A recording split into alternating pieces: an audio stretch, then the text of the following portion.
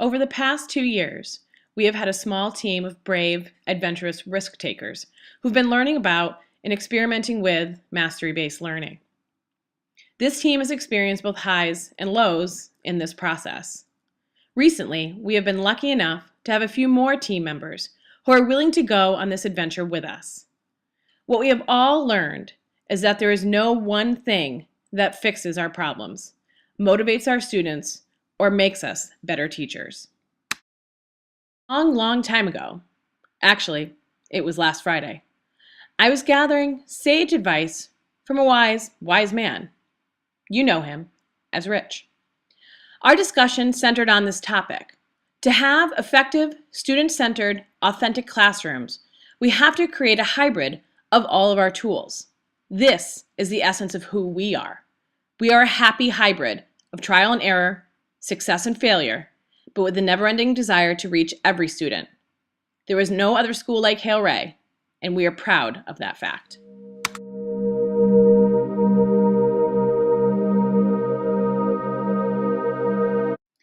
So the students have access to all of the resources in our Google Classroom page. So I post assignments and I list out what the goals are for the day, as well as any kind of resources that they might need. So as you can see, the goals for today are to take the reading check for episodes 6 through 10 in Beowulf, to then, when that is completed, to read episodes 11 and 12, to track themes, and to track characteristics and conventions. Now, the way in which they choose to track those is completely up to them. So what they do have is they have a unit guide. And on the unit guide, at the very top, it obviously goes through the essential questions and my learning objectives. But as you move towards the bottom, what is beneficial for the students is the access to all of the videos and all of the resources. So they have an outline, and they get this in the beginning of the unit, and it is the list of all the work that's graded, where they can find the work and any kind of supports that they may need. With this, they also get all of the resources. So for instance, when teaching Beowulf, what's really important to know is that the content is difficult. And so in order to aid them in the content, but not kind of bore them to tears, what I've done is I've created videos for each episode or chapter or canto in Beowulf. And so I have a YouTube channel, and I assembled them on my YouTube channel in this playlist. So as they begin to read, what they would do is they would open up to the episode that they are currently reading. They would open up to the video that is there. So if they were reading episode 2, let's say, they would open up to the video.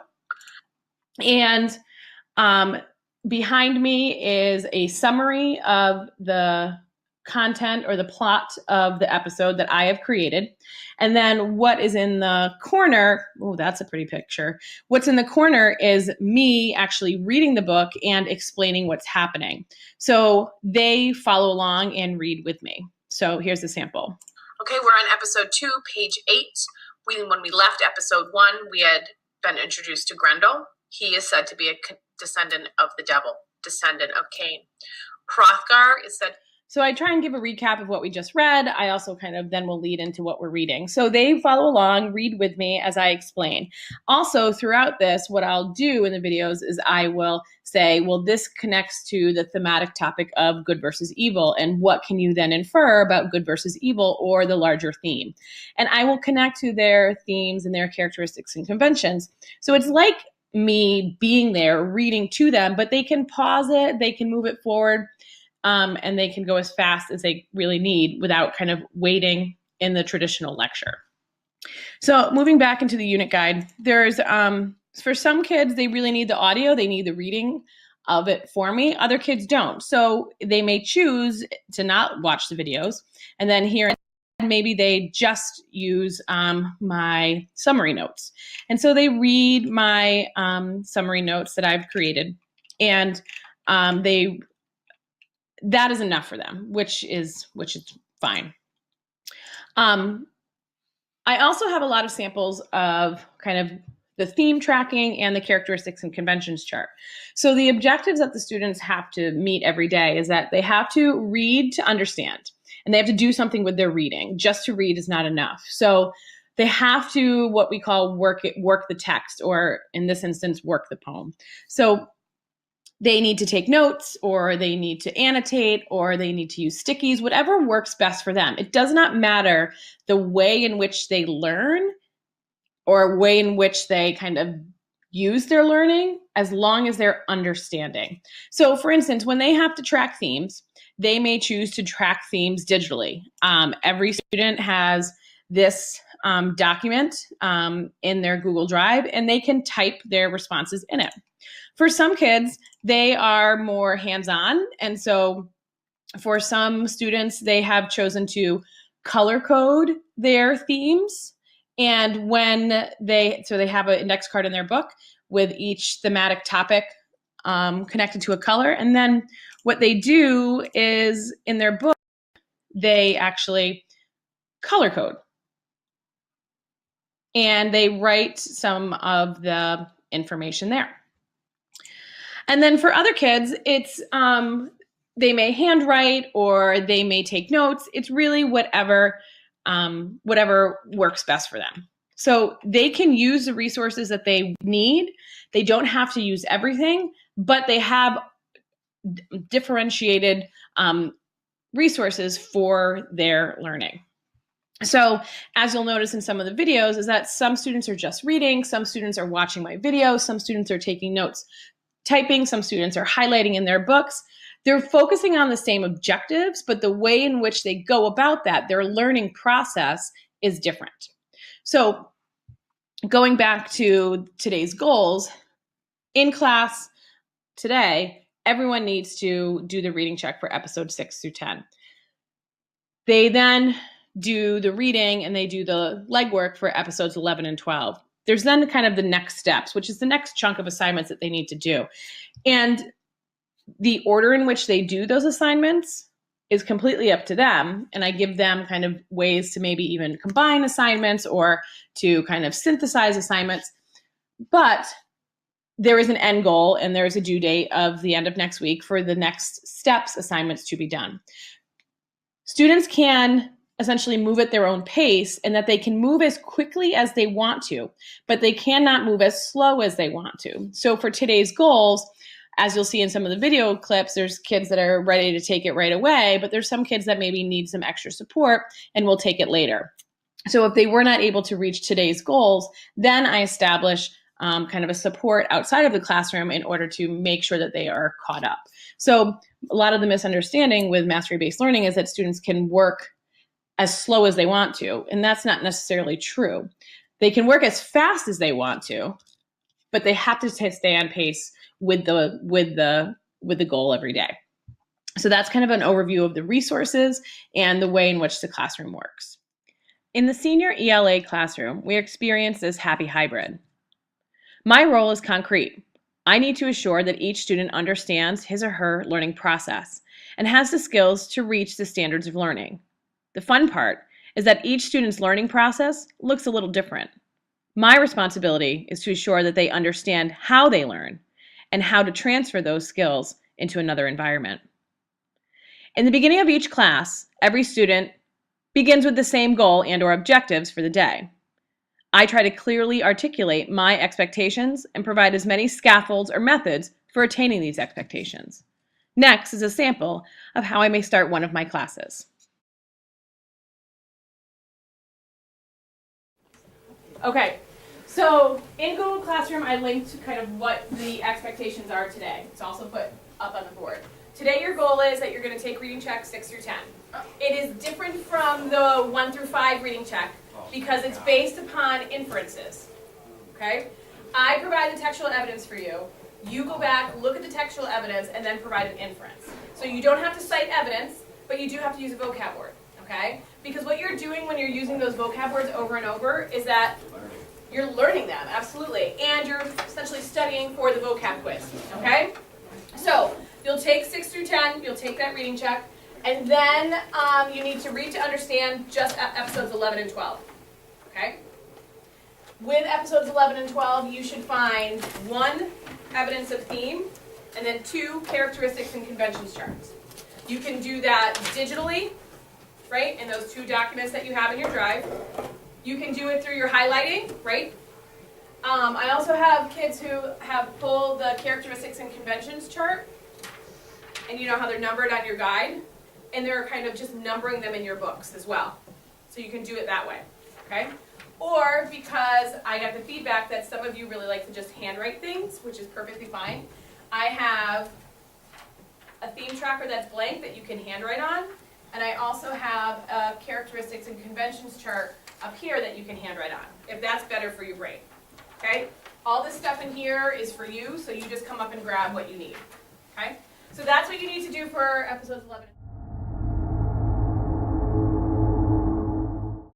So it looks like that everybody is working diligently here, and they are, but they're all working a little bit differently. Some are watching the videos and taking notes. Some are just reading without the videos, but maybe listening to the audio. And then beyond that, we have some students who are simply just reading. Whatever works for their learning process, whatever works for what is best for them, is how they find success. This provides me with the opportunity to answer individual questions, to circulate around the room, and to support each kid every single class. Here we see one student who color codes her thematic topics, with each thematic topic being a different color. She also summarizes each chapter and writes in her book in regard to content. Another student uses Google Docs to ice their evidence, whereas another student uses Google Sheets to track the characteristics and conventions of epics. No matter what is going on, no matter how they're learning, they're focusing on the same objectives. They're tracking themes, they're understanding content, and they're understanding the characteristics and conventions of epics. They may do it differently. It may look different for every student. Whatever they're doing, though, is important to their learning process. So we see students working in different ways on different items. They are working toward the same goal. With mastery-based learning, there is a misconception that you can move as slow as you want to. What we found is that that is not the case. Students may move as fast as they want to, but they can't move as slow as they want to. They need to stay at least, at minimum, with today's goal. What this allows me to do, what mastery-based learning allows me to do in the classroom, is to know exactly where every single one of my students is in the moment. It allows me to give them individualized attention and, most importantly, recognize what they need from me in the future.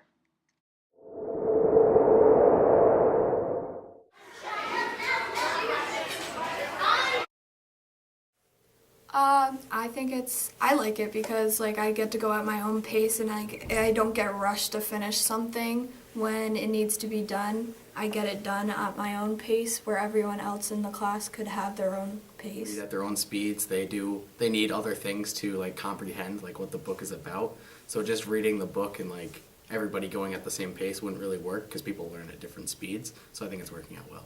I like it a lot because it's nice to go at your own pace, and if I don't understand something, I can slow down instead of feeling like really sped up about the next thing that we were learning about. And I feel like I'm actually like understanding the book better because I don't feel like I'm just like reading nothing and then just moving on.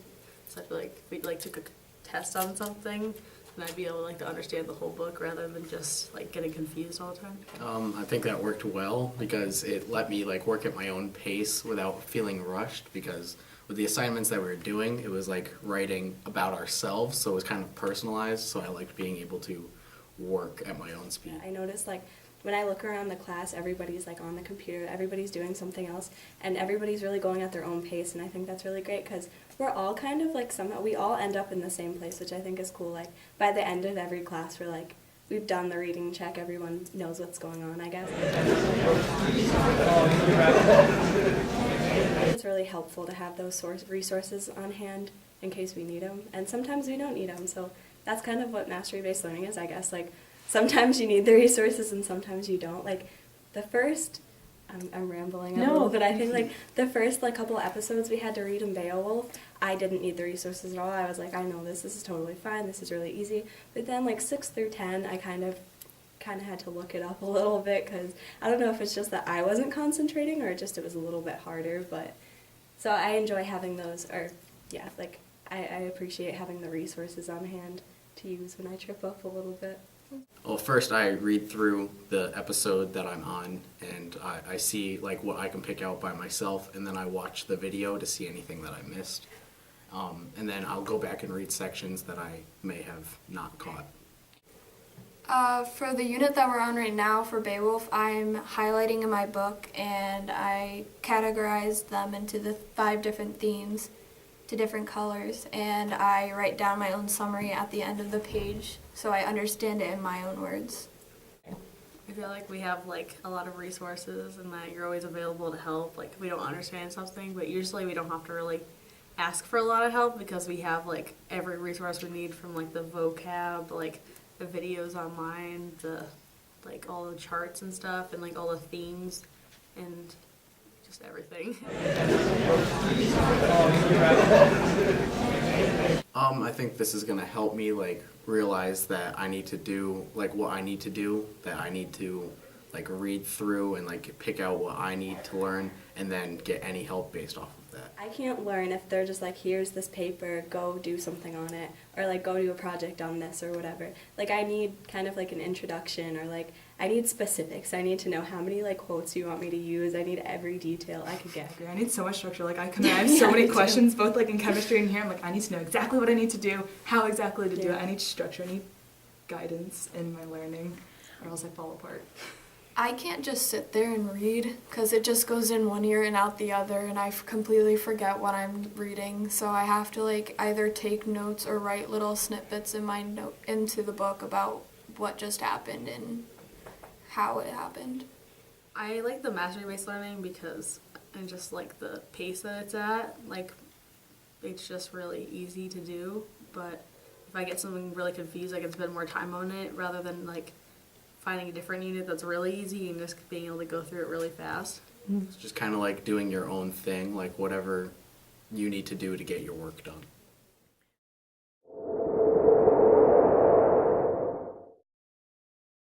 What we have learned through this exploration is that sometimes we don't know which way to look. Yet we feel like we have these unbelievable moments when we are finally zeroing in on our goals. But we are fall over tired, trying to do it all, trying to revise, revamp, improve, and explore. All to get into the right rhythm of the dance and work in synergy. But what we have also discovered is that our happy hybrid is alive in so many of our classrooms, in so much of what we do and what we want to do. We are hoping to expand and share this journey with all of you, our teammates. We need other experts to help us be better, to bounce ideas off of, to problem solve, to engage as one. In order to do this, we have to continue to work as a cohesive unit. We have to trust ourselves and each other, all while being open to experimentation and discovery, in order to best serve our kids, our students, our Hale-Ray.